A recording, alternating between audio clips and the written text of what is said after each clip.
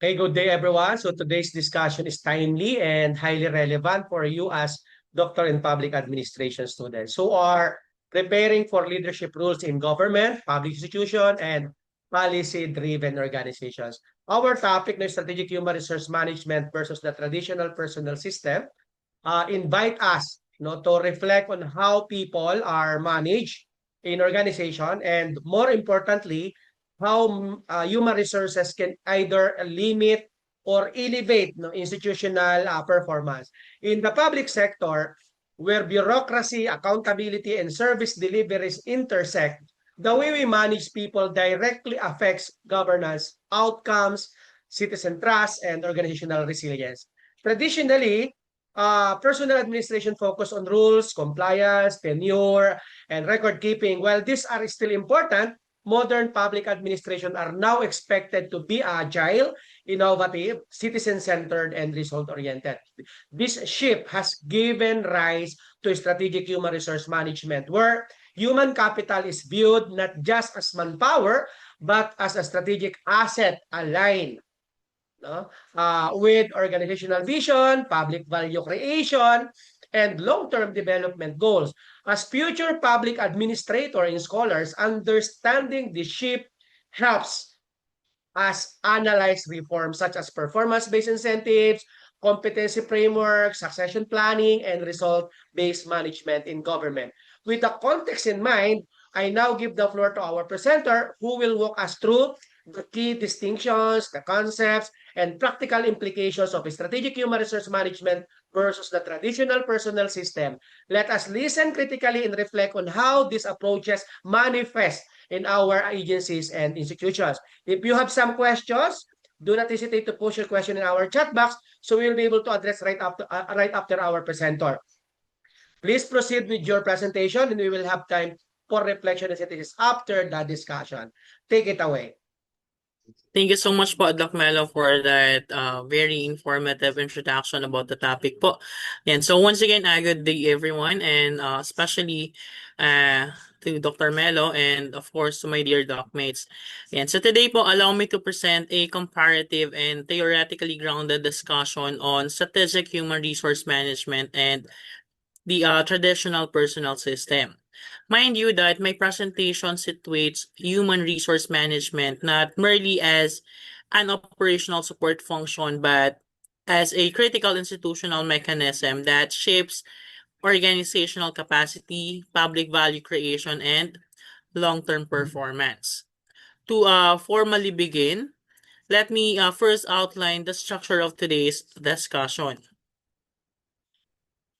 Yeah. So my presentation today will cover 4 major parts.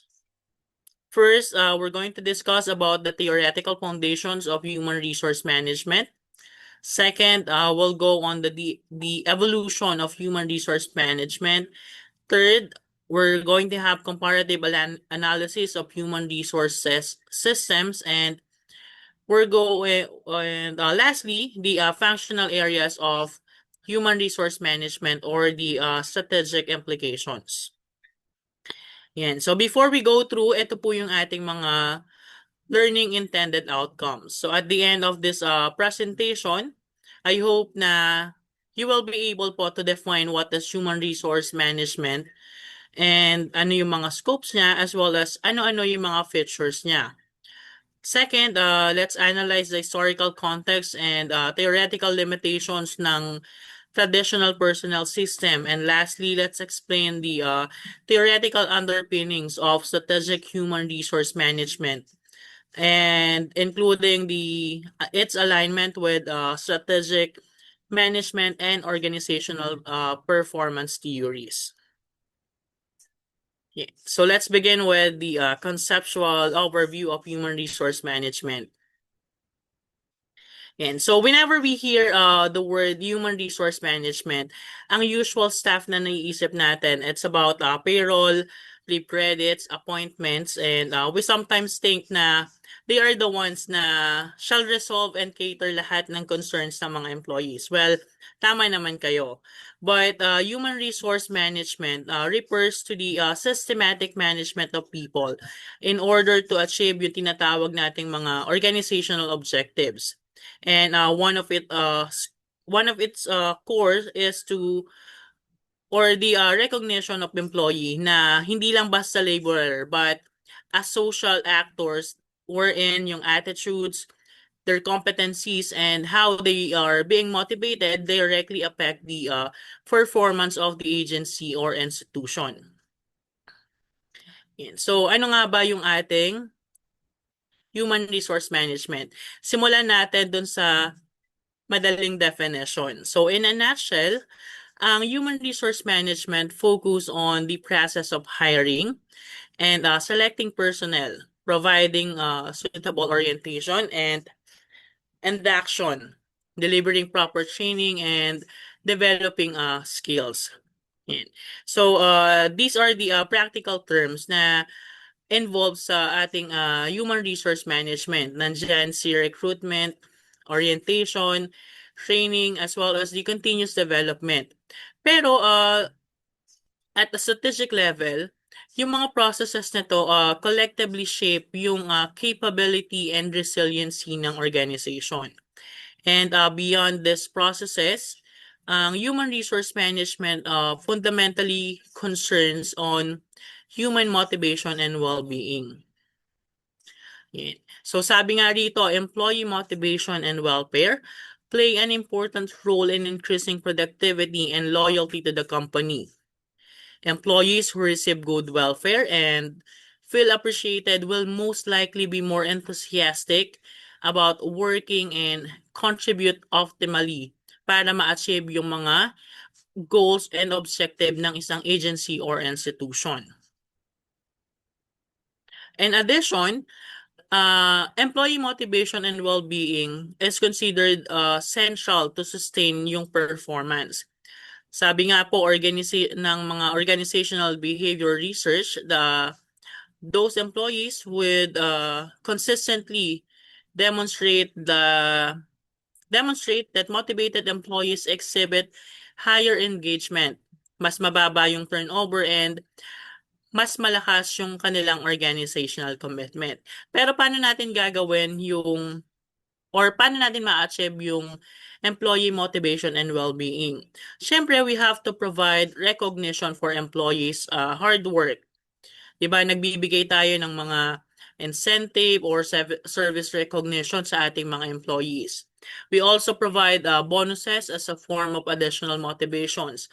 So tayong mga affiliated sa government agencies, we receive mid-year, year-end, PI, SRI. Then kung papalarin pa yung agency na kinabibilangan nyo, you will be able to receive CNA and PBB. Pero wala kasi kami nun. Then, we will also be able to achieve employee motivation and well-being by creating a workspace that supports productivity. Yan. So, sino ba naman kasing empleyado yung magtatrabaho sa isang toxic environment? Ang tendency noon kung very toxic ang agency or institution, well, mawawala yung kanilang manpower or mababawasan po yun. Yan.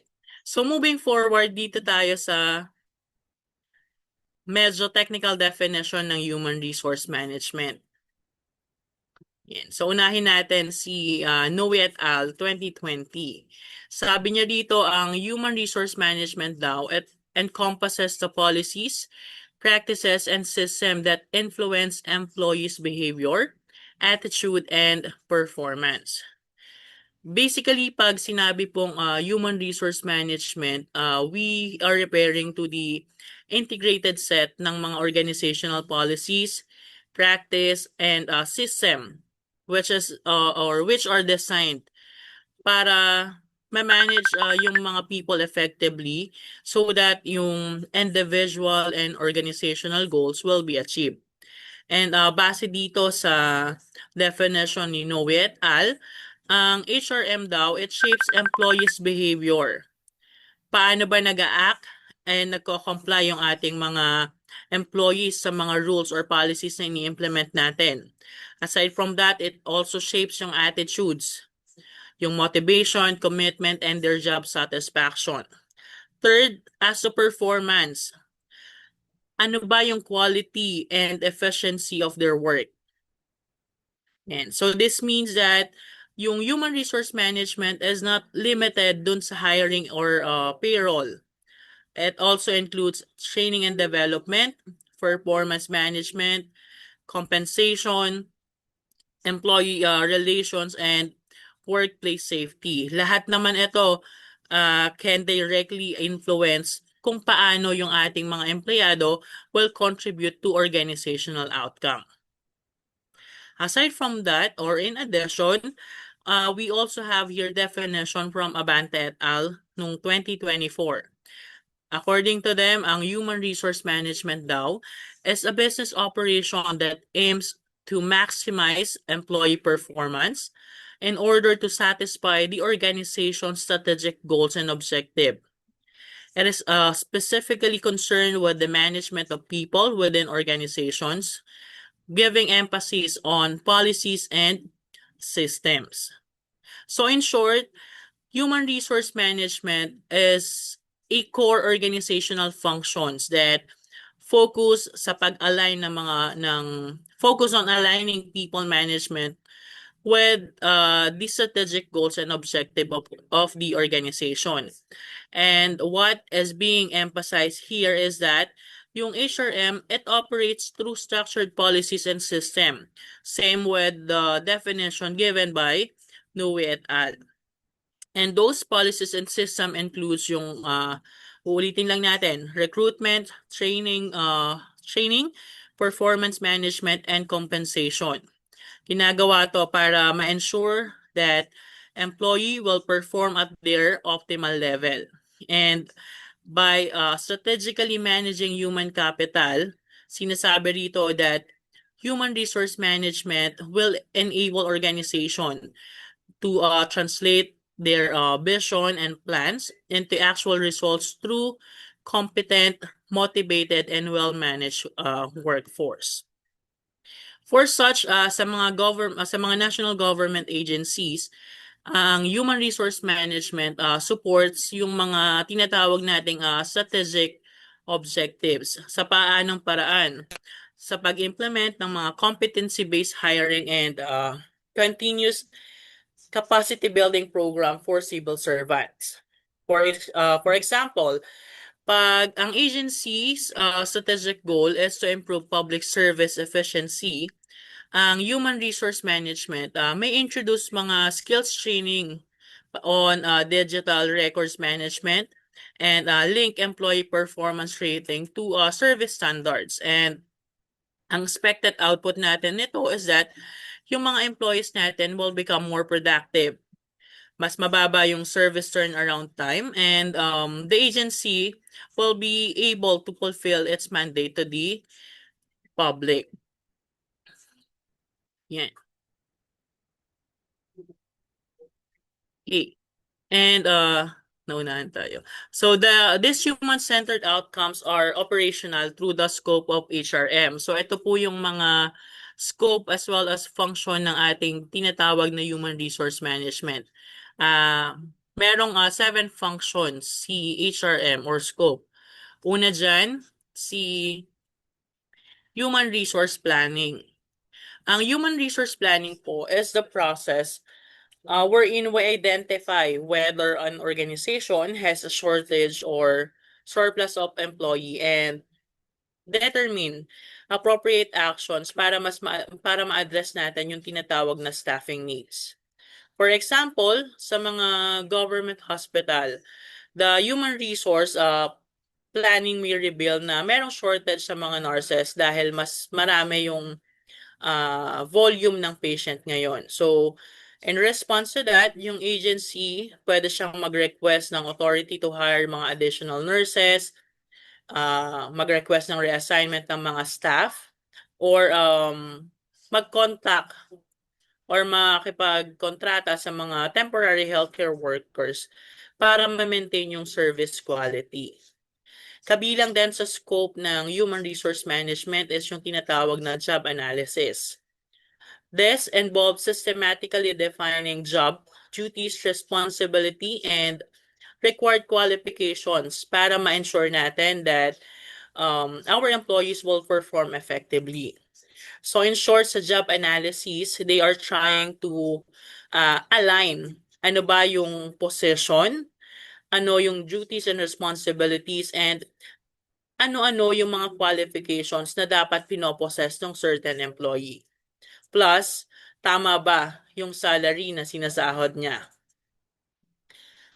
So next is the recruitment and selection. So this process attract qualified applicants and choose the most suitable candidates to fill vacant position.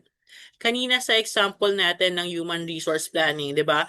Na-identify ng isang certain hospital na may kulang sila sa nurses. So to uh, to fill in the vacancies, syempre kailangan nilang mag-recruit. And ngayon, ang recruitment process natin medyo digital na. Pagka government agency kasi, Civil Service Commission has CSC Career Portals. Doon natin makikita yung mga vacancies nationwide sa mga government agencies. Likewise, yung mga private private companies or institutions, they opt to use yung ating mga platforms, social media platforms para makaengganyo ng mga prospective applicants or employees. Yan. So natapos tayo sa recruitment. Syempre nakakakuha na tayo ng mga applicants. Marami na tayo. We have pool of applicants, and from those pool of applicants, sisimulan natin yung selection process. Who among those individual are most qualified or suited dun sa position na inopen natin for vacancy. So that's how recruitment and selection works. And after recruitment and selection, we have the orientation and induction. Ang orientation and induction naman, ito yung this is the process that helps new employees para mas maintindihan niya yung mission, values, and policies ng isang organization. And ano ba yung kanyang specific roles on that institution. Sinasabi rin na yung orientation and induction, it eases their transition and promote engagement from the very start. Most of the agencies, before nila i-deploy yung kanilang mga newly hired, nagkakandak muna sila ng training or orientation para maging well-versed yung kanilang mga employees na bagong pasok. So that how orientation and induction works. And so aside from that, another scope ng human resource management is the training and development. Sabi nila, ang training daw, it focus on improving current job performance.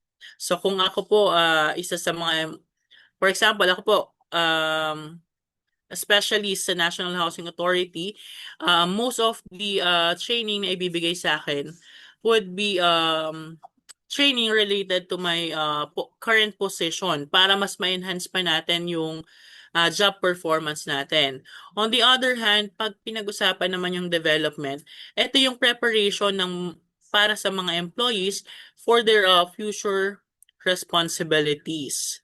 Dito pumapasok yung mentoring and coaching or pag-provide ng mga seminars para dun sa mga next in rank. Yan. So, ang training and development are considered essential for professional growth and organizational effectiveness. Yan. Isa nga sa mga example dito, yung mga public health workers daw, they always attend seminars on disease prevention, vaccination programs, and emergency response para mas ma-enhance pa yung skills nila and makapag-serve sila ng mas maayos sa communities. Right. So another scope is the performance appraisal. Ang performance appraisal naman, this is a structured evaluation of employee performance against established goals and standard.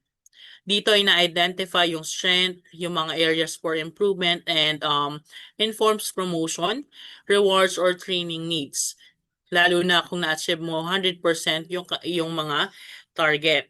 So, di ba sa mga government, we use the Office Performance Commitment Review or the OPCR para doon sa ating mga annual targets. So, doon natin minomonitor nasa na ba tayo, ano na ba yung mga na-accomplish natin, and ano pa ba yung dapat nating i-accomplish.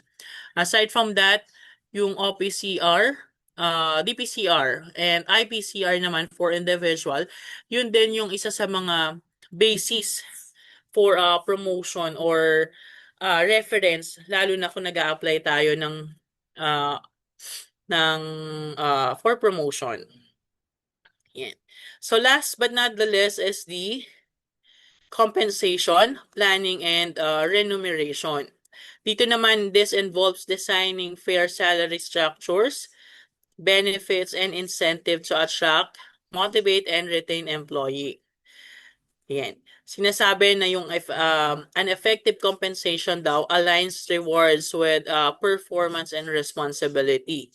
So, syempre, bilang mga empleyado, mas gusto natin magtrabaho kung tayo ay well compensated. And though sometimes may mga instances talaga na we have to work beyond our salary or beyond our position. Pero ang mahalaga is well compensated tayo. Yan. So this scope or functions of the human resource management are guided by the core characteristics of HRM. Yeah. So moving forward, let's discuss yung features ng human resource management. Yeah. So the discipline of human resource management encompasses the following characteristics.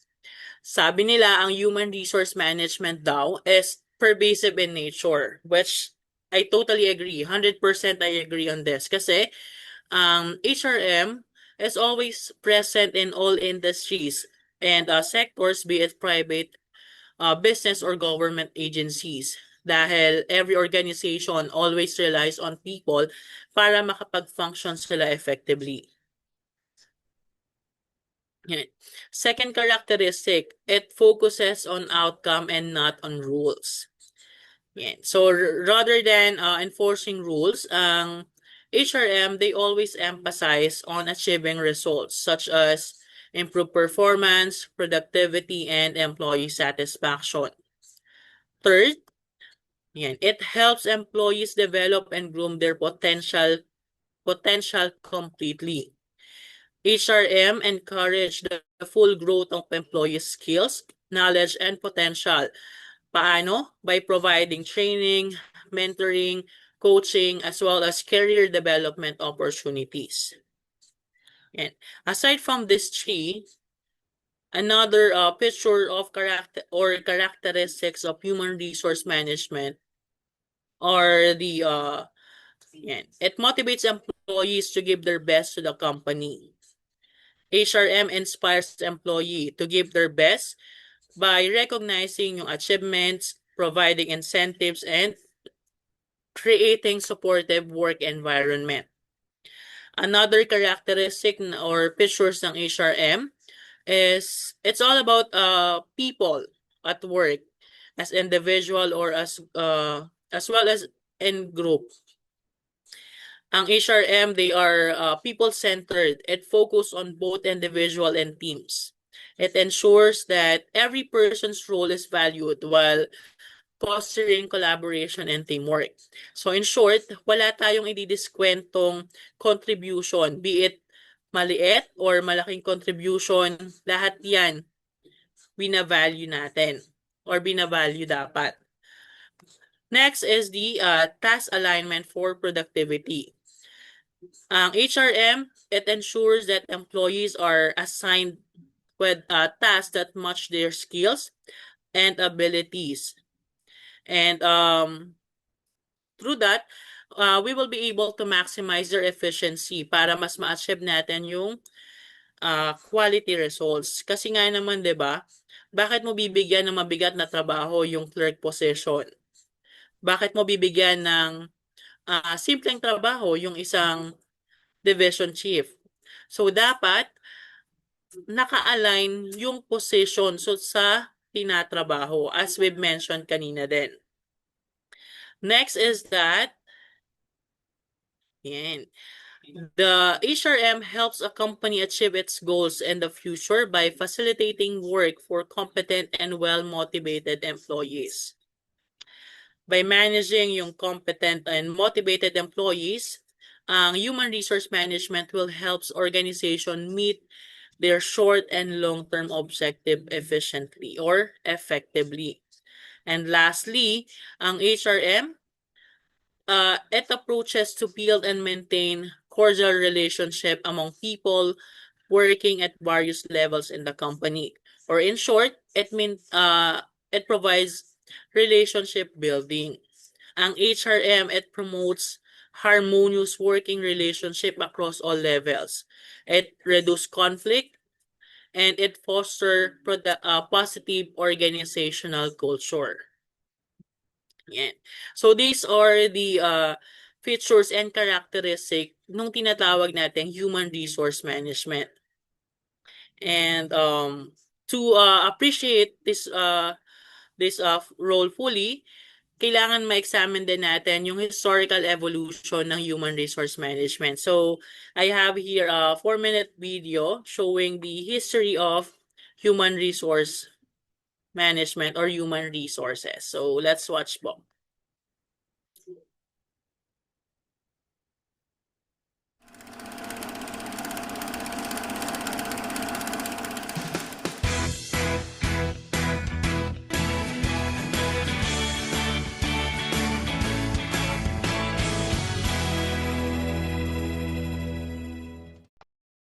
Did you know that the 8-hour work shift originated in India? The year was 1912, and Tata Steel became the first company to limit the number of working hours for factory workers to 8. This practice was then adopted by Henry Ford in 1914. In 1919, the Works Committee was formed in Tata Steel to handle complaints concerning service conditions and grievances. This was later institutionalized as the Industrial Disputes Act by the Government of India in 1947. In 1920, leave with pay, provident fund, and workmen accident compensation was introduced by Tata Steel. In 1921, DuPont designed the first ever multi-divisional organizational structure. In 1928, maternity benefit was introduced by Tata Steel. In 1943, Abraham Maslow explored what motivates people beyond pure survival and introduced the hierarchy of needs. In 1945, the world's first educational institution dedicated to workplace studies, School of Industrial and Labor Relations, was formed at Cornell. In 1949, XLRI Jamshedpur was founded. Courses in management and trade unions kicked off. In 1953, Heydrich and Struggles was founded, a first in organized recruitment and leadership consulting. In 1969, ABC Consultants, founded by Bish Agarwal, became the first organized recruitment firm in India. In 1970, Sir Aubrey Daniels coined the term performance management to describe getting people to do what you want them to do. In 1973, David McClelland started the use of competency in people management. In 1974, Larsen and Toubro became the first organization to set up an HRD department.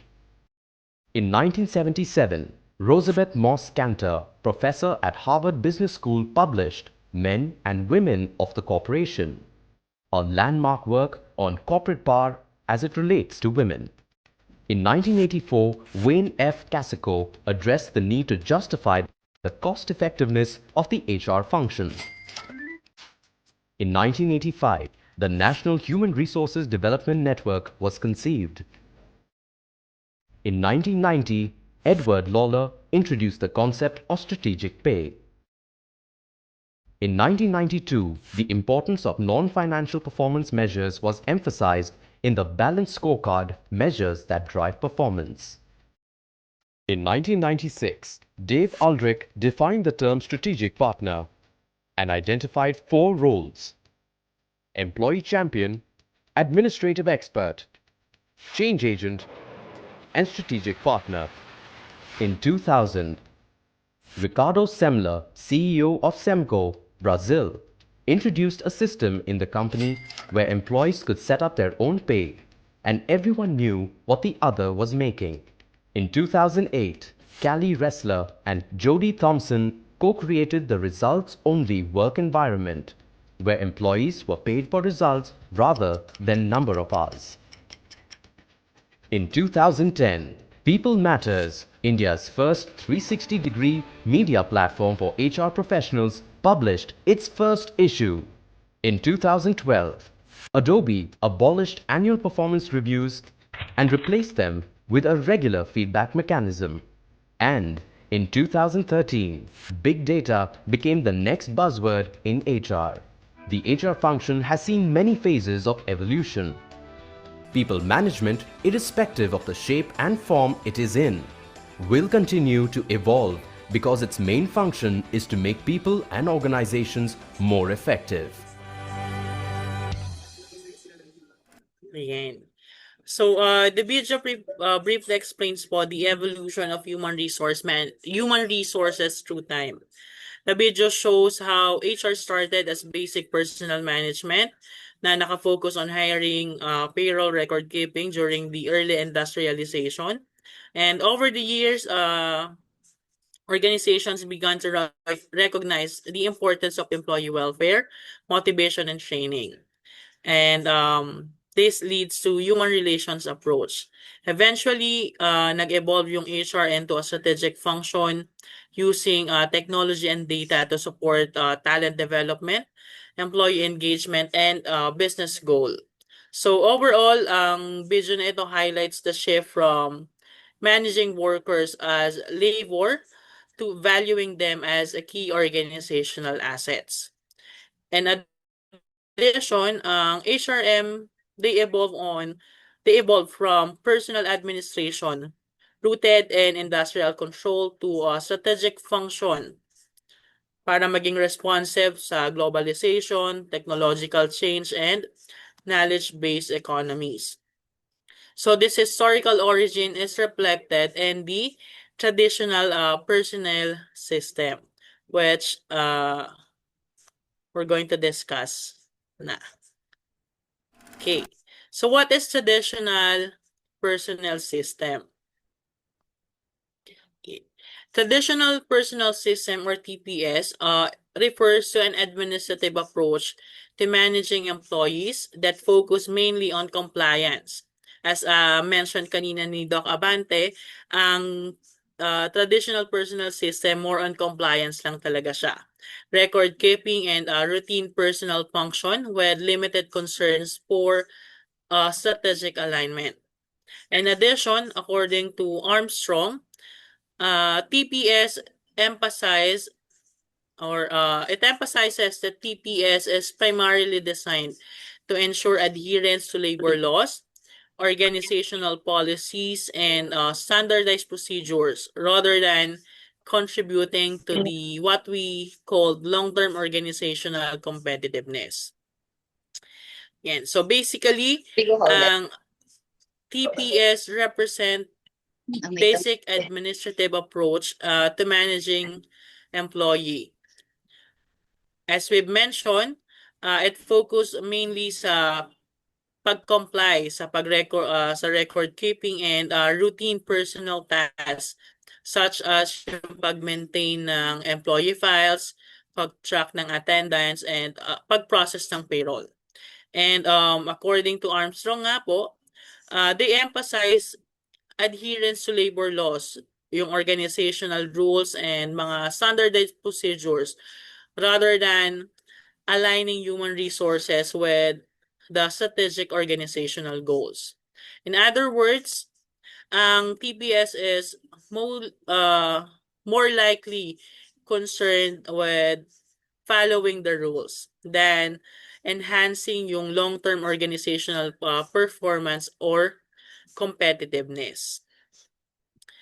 Yan. So para mas maintindihan pa natin si traditional personnel system, let's discuss its key characteristics. Yan. So first, ang TPS is reactive and short-term orientation. Ang TPS only responds to immediate personal needs, kagaya ng na-mention natin, such as filing ng vacancies, pag-process ng payroll, rather than planning for long-term workforce development or strategic goals. Isa pa sa key characteristic ng TPS is that it has centralized decision making. Yung mga decisions regarding sa hiring, promotions, and disciplinary actions are made at the top management level. And minimal lang yung input from lower level managers or employees. So it always from top to bottom. They also emphasize on rules and procedures, wherein the TPS strictly follows labor laws, organizational policies, yung standard operating procedures, and they even prioritize compliance over flexibility or innovation. And ito yung, for me, pangit sa characteristics ni traditional personnel system. They viewed employees as cost. Yan. So sa TPS, workers are often treated as expenses to be managed rather than a valuable asset na dapat pag-imbesan. Kung saan they don't invest more dun sa pag-develop ng skills, pag-motivate na naiisang tabi nila. Dinidisregard nila yung pag-i-invest sa skills and motivation na soon or eventually will contribute to organizational growth. Yan. For example daw, sa mga public service, yan. So, in a government service operating under TPS, yung mga human resource decision, including approving leave, assigning duties, or hiring temporary staff, are centralized. And they strictly follow yung civil service rules. And yung ating mga employees are managed mainly to ensure yung compliance and with minimal focus on career development or maximizing their contribution to public service. And so aside from these key characteristics, meron ding mga tinatawag na theoretical limitations yung ating traditional personnel system. Yan. So number 1, neglect of human capital's strategic values, and second, inability to adapt to dynamic business environment. Yan. So first, TPS, they tend to treat employees as administrative resources rather than strategic assets, which we already mentioned kanina dun sa key characteristics. Ang TPS, it focus on routine tasks and compliance. And na-overlook nila kung paano yung mga skills, knowledge, and motivation ng mga employee can drive or help to achieve yung organizational growth and competitiveness. Second, theoretical limitations rather is the inability to adapt to dynamic business environments. Yan. Paulit-ulit tayo, ang TPS is rigid and rule-bound. Yan. So, yung pagiging rigid and rule-bound nila, it makes it difficult for the organization para mag-response ng mabilisan sa mga changes, such as yung mga technological advancement, policy reforms, or evolving public needs. Kasi nga, by the book sila kung gumalaw. Kung ano lang yung nakasulat, yun na yung kumbaga limitations sila, dun lang sila magfo-focus. So now that we know about the traditional personnel system, let's go on sa isa pa sa highlight ng aking presentation today, which is the strategic human resource management. Accordingly, ang strategic human resource management as defined by Wright and McMahon, 1992, as the planned and systematic alignment of human resource policies and practices with organizational goals. Ang strategic HRM position HR as a strategic partner who actively contribute to organizational performance, sustainability, and competitive advantage. Yan. Ang strategic human resource management, it goes beyond doon sa routinary or routine personal administration. Paano? Kasi ang strategic human resource management, they align HR policies and practices with the organization's long-term goals. Sabi nga po dito ni Wright and McMahon, di ba? Ang strategic HRM treats human resources as a strategic partner. Meaning, human resources actively contribute to organizational performance, sustainability, and competitive advantage. Hindi kagaya sa traditional personnel system that focus on compliance and record keeping. Ang strategic HRM, they emphasize on planning, talent development, performance management, and employee engagement in ways that it can directly support the organization's missions and objectives.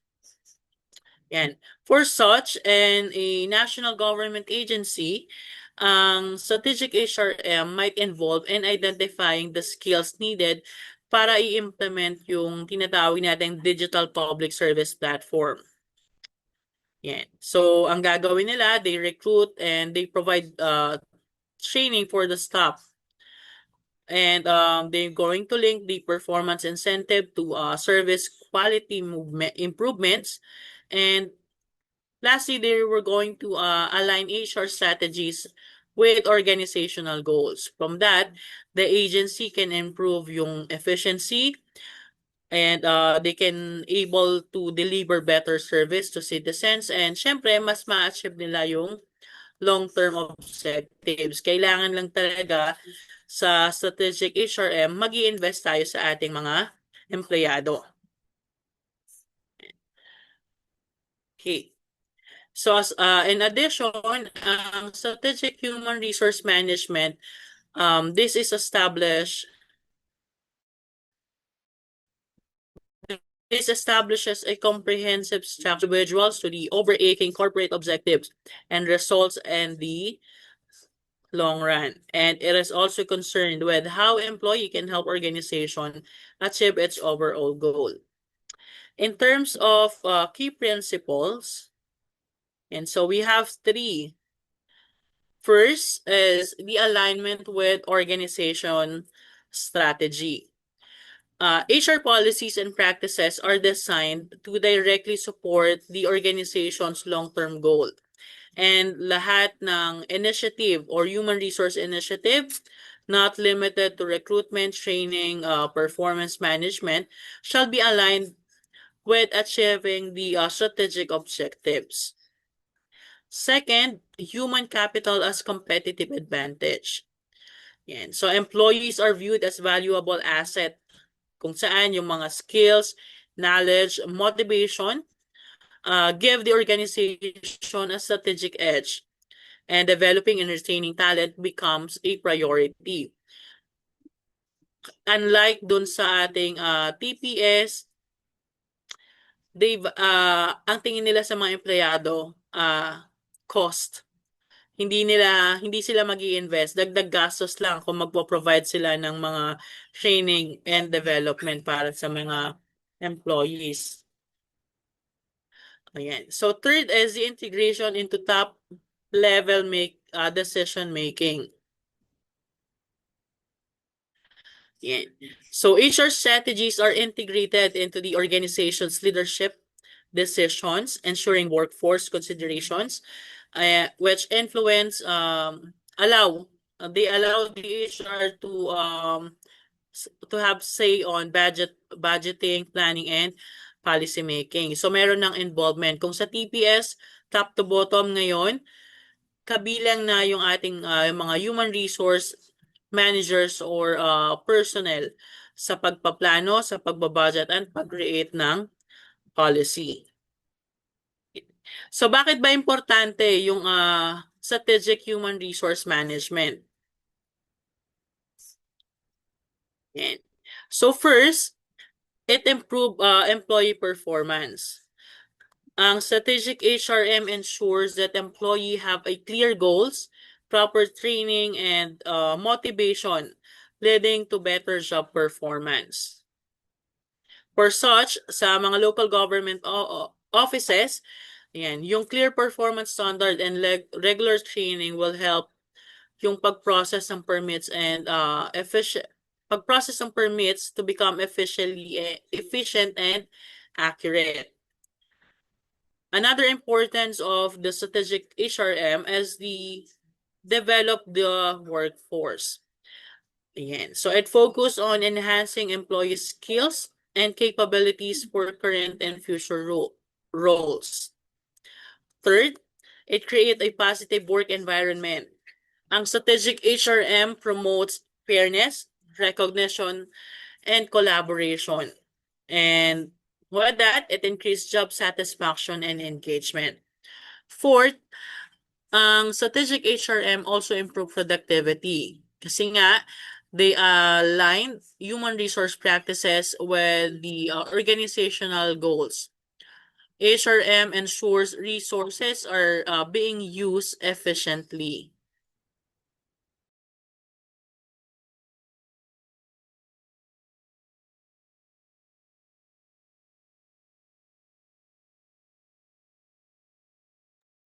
So to continue, where are we?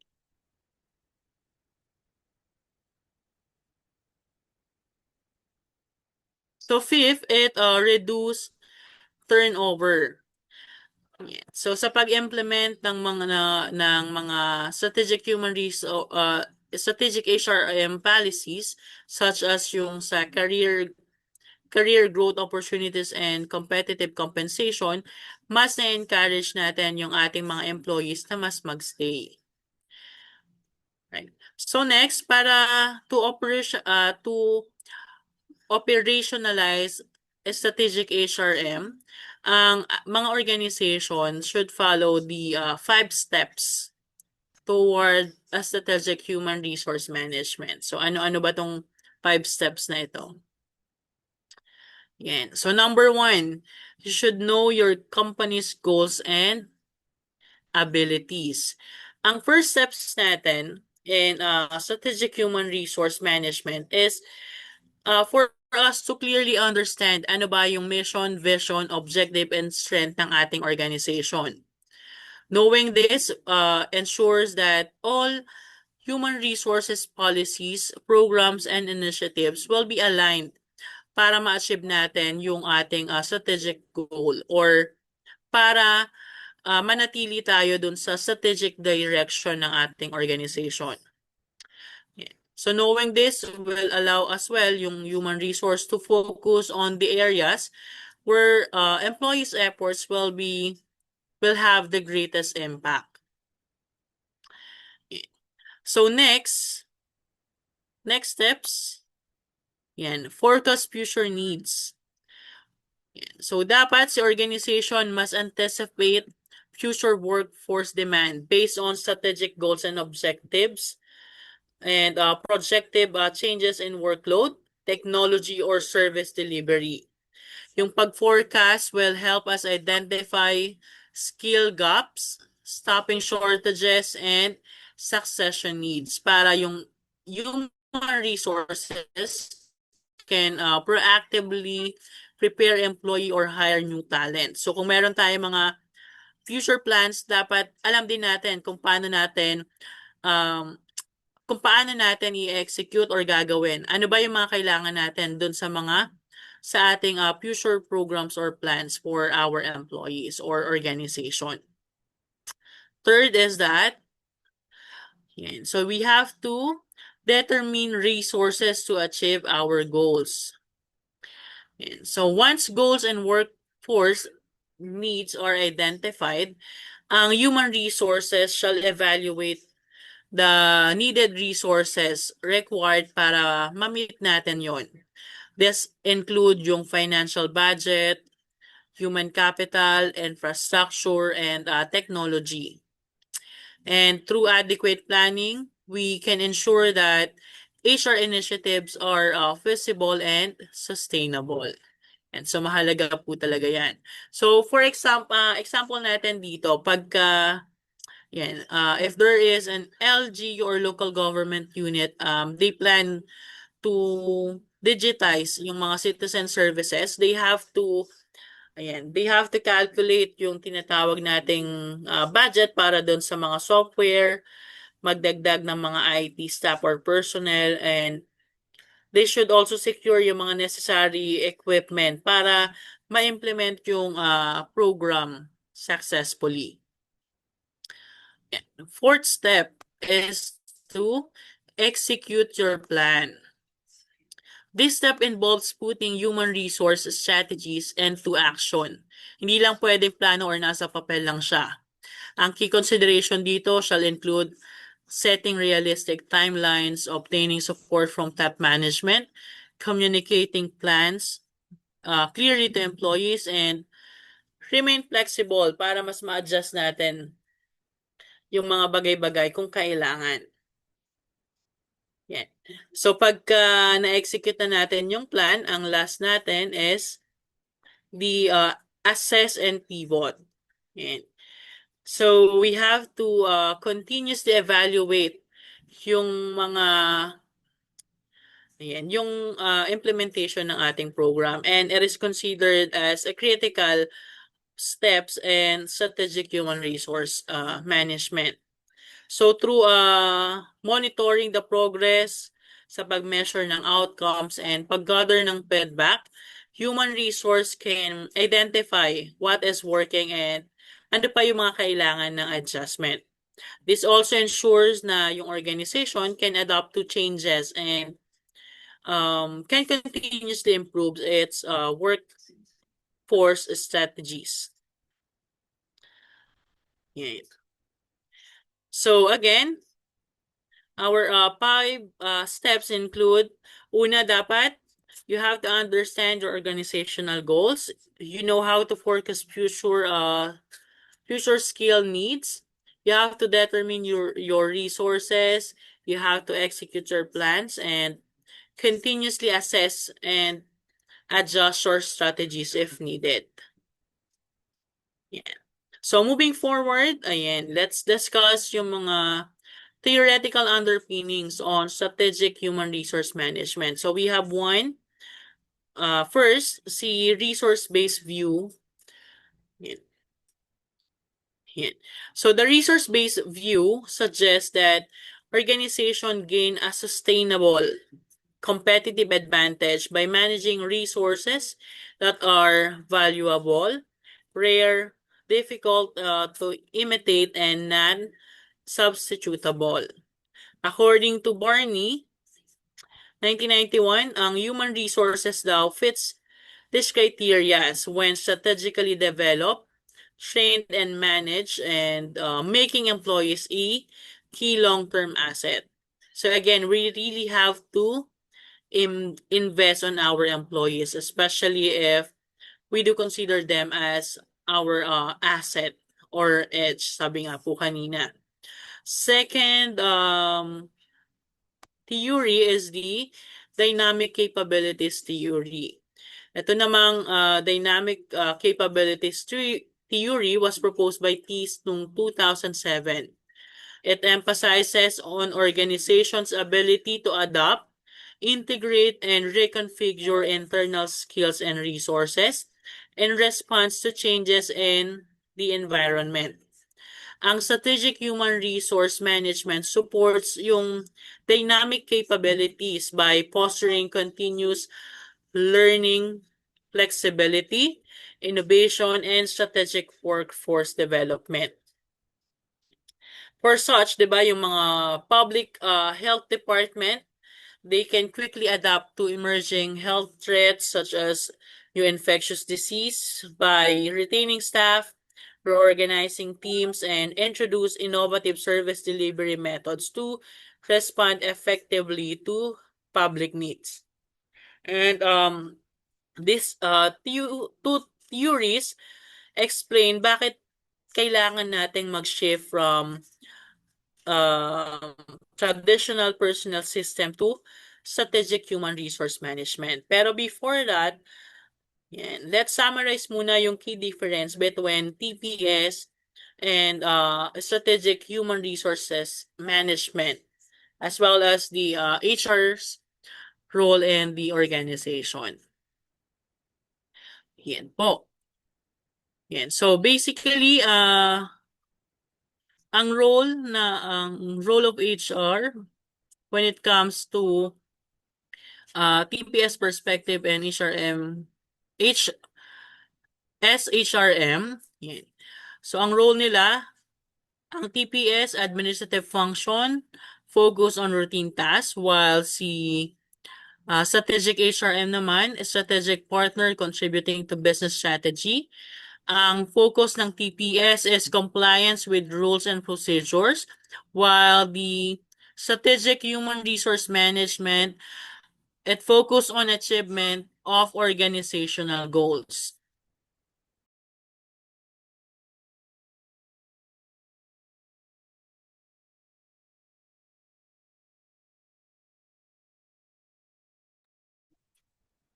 Yan. So to continue, in terms of time horizon, ang TPS, it has a short term or operational, while strategic HRM, it is long term and strategic. As we've mentioned in terms of decision making, ang TPS centralized and top to bottom, while strategic HRM, it is centralized and participative. In terms of views of employee, cost to be controlled para sa TPS, while ang human capital are to be developed para sa strategic HRM. So ano ba yung role of human resources in organization? Okay. So in traditional perspective, so ang HR focus on policy implementation, administrative efficiency, and legal compliance. Key activities are payroll administration, benefit management, maintenance of employee records. Ang theoretical basis natin dito are the scientific management theory, wherein it views na yung worker as component of production whose efficiency can be maximized through standardization, supervision, and control. And syempre, in terms of limitation, this approach undervalue employees' creativity, learning, and strategic contribution. In terms of strategic HR perspective naman, it focus on strategic planning, talent management, leadership development, and organizational change. Ang key activities dito are workforce and succession planning, leadership and competency development, change and culture management. And in terms of theoretical basis, we have the knowledge management theory, wherein we recognize employees as knowledge worker whose ideas and skills, as well as innovation, drive organizational performance. Our keyship is that HR evolved from an administrative support role into strategic enabler of organizational growth. So now let's talk about the shift from TPS to strategic HRM.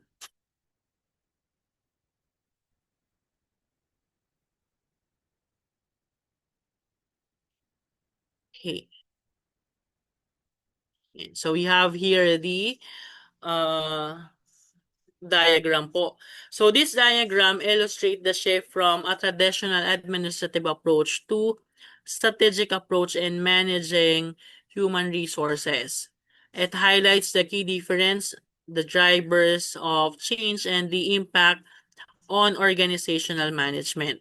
So let's start with the traditional personnel system. Kagaya ng mention natin kanina, ang nature niya is administrative and compliance driven. It focuses on following rules, record keeping, and routine personnel tasks.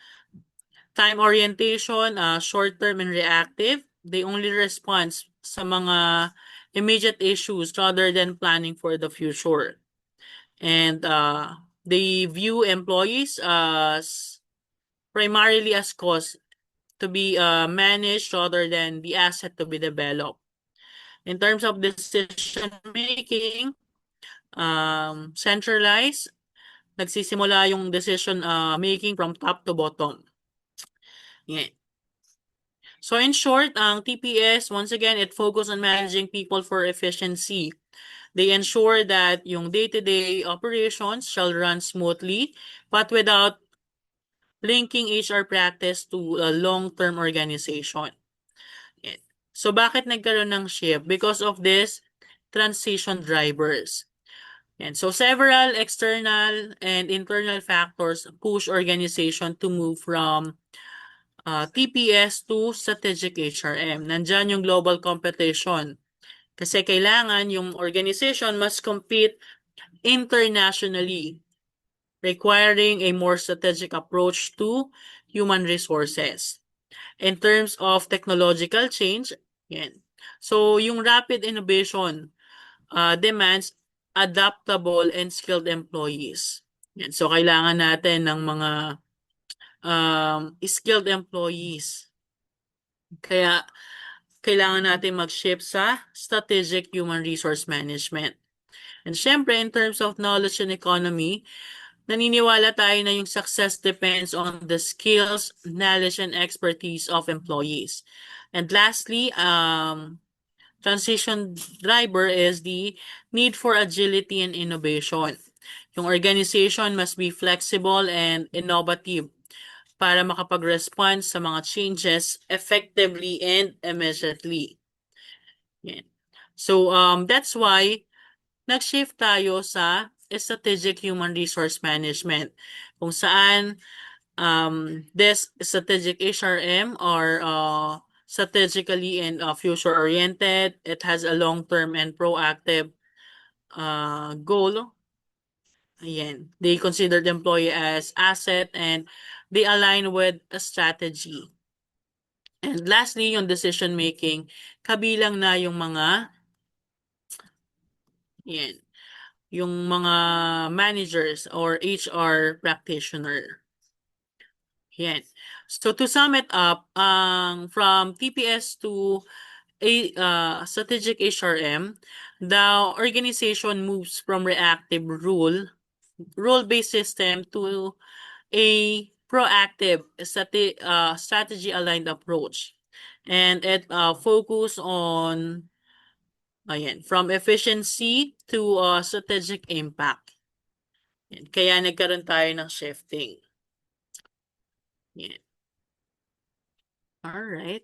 So what are the strategic implications? Yan. So in terms of performance management, ang traditional HRM, they focus on annual performance appraisal, individual task accomplishment, while the focus of the strategic HRM or the continuous feedback, alignment of individual, team, and organizational goals. In terms of theoretical basis, ang traditional HRM, yan, goal setting theory, while the strategic HRM is on balanced scorecard framework. Ang limitation ng traditional HRM is a backward-looking evaluation and the minimal emphasis on learning and development, while the benefit of strategic human resource management in terms of performance management are the enhanced engagement, a stronger strategic alignment, and continuous improvement culture. In terms of training and development naman, ang traditional HRM focus on job-specific skills, ad hoc and reactive training programs, while the strategic HRM focus on continuous learning, leadership, and capability development. And as to theoretical basis, ang traditional HRM is helped by behavioralism or behaviorism, while strategic HRM, social learning theory. Ang limitation ng traditional HRM are limited long-term impact, weak linkage to organizational strategy, while the benefit of the strategic HRM are enhanced organizational capabilities, increased adaptability, and innovation. In terms of ethical dimension naman, ang traditional HRM focus on compliance with labor laws and regulations, while the strategic HRM focus on fairness, transparency, and respect for human dignity and social responsibility. And ang limitation natin ng traditional HRM when we are talking about ethical dimension are narrow compliance focus. They have limited attention to employees' well-being and moral culture. While ang benefit naman ng strategic HRM are higher employee trust and engagement, a strong organizational reputation, and legitimacy. Yan. So, I think that's conclude my report. Thank you for listening.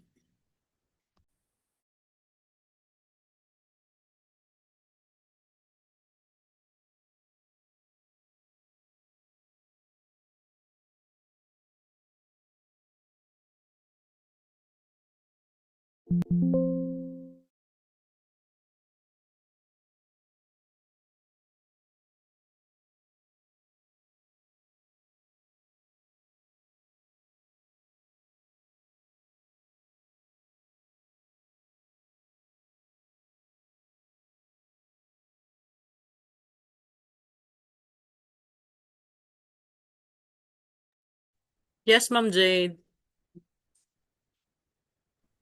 Hi, sorry. So I just like to commend your report. The topic is complex, but you were able to summarize it in a way that it's bite-sized and understandable. Although I just have one question. Say kanina, you were talking about in the broader sense, HRMS or human resource management system and then the personnel system is encapsulated by the management of people concept. However, I've been quite familiar or napapansin ko with other institution, not just for public administration systems, na they have the so-called talent acquisition. Is it the same with the entire human resource process management, or talent acquisition is just synonymous to it? Do you have any idea about it, Sir John Allen?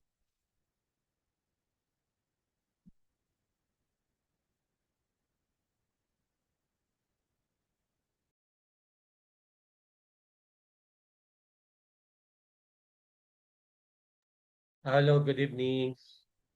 Okay, prior to the question, no, I just want to give first the summary or the gist of the discussion, no. So the discussion clearly highlighted that the traditional personal system, or will you please type your question in the chat box while I'm doing my summary, no?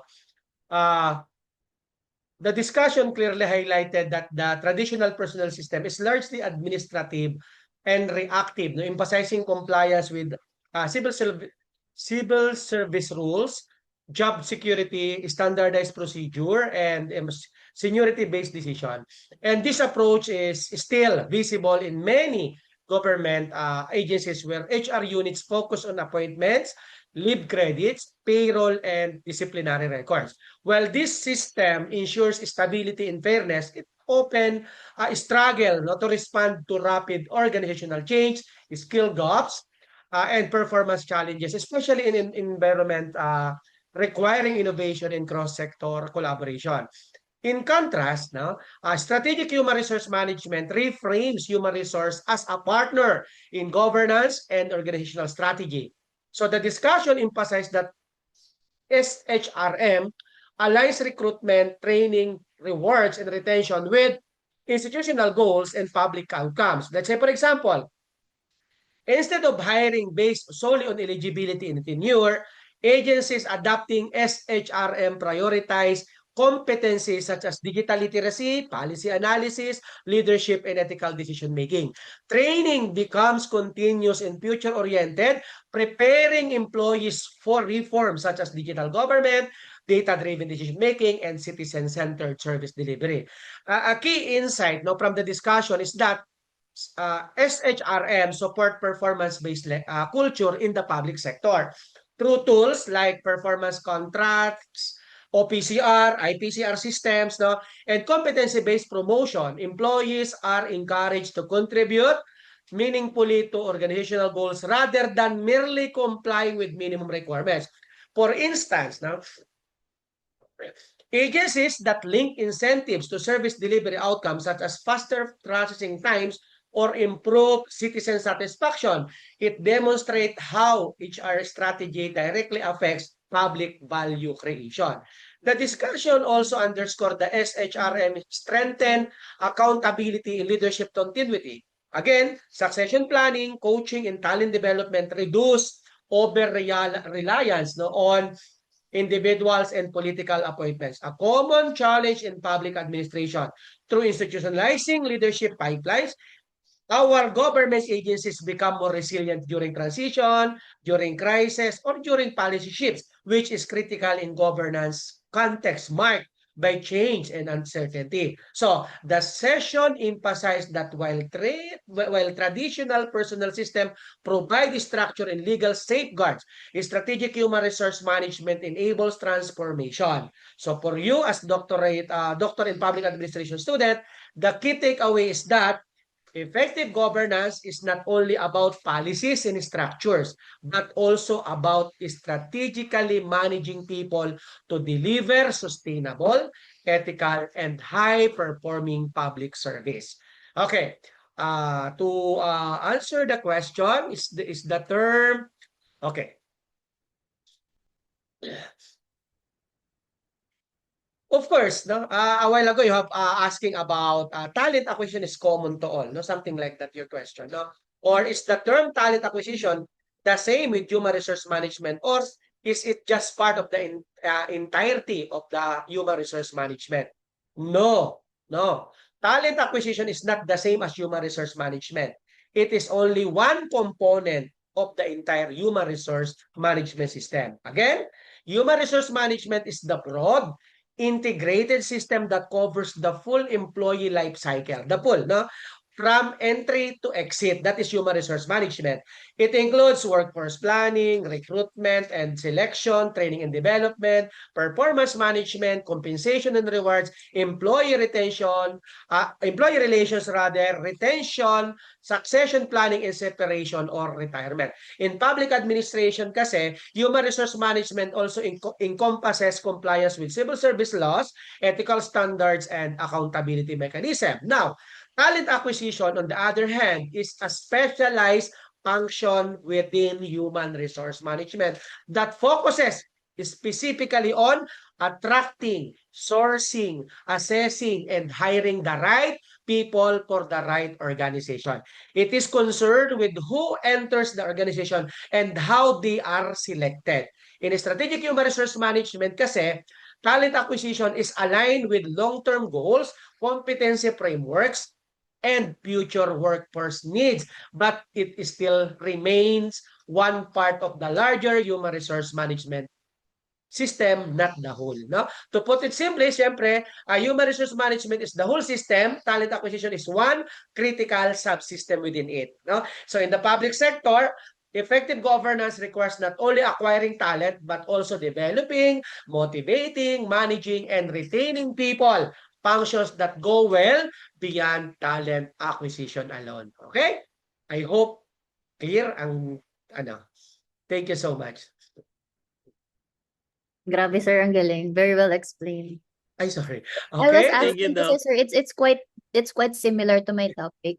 It's yeah, yeah, adjacent yeah. to selection process, but it hits my curiosity in a way kasi po I am now part of a private institution, very different from Yeah, the yeah, of government course. setup. We do not have SPMS. However, when I was hired, their terminology was talent acquisition, not Mm, entirely human resource yeah, management or human resource augmentation. But thank you correct. for your clarification, sir. Very appreciate. Okay. Okay, so I think that's it. Congratulations to our presenter. Very ano rin na ang discussion niya, no? Comprehensive. Ayun ang gusto ko, no? Talagang nagkukuha ng ibang inputs from other books and other journals. Very good. Kasi as Doctor in Public Administration, we need to have a different perspectives. So thank you so much. Actually, magagaling naman kayo, no? Kaya wala akong problem sa DPA. So thank you so much.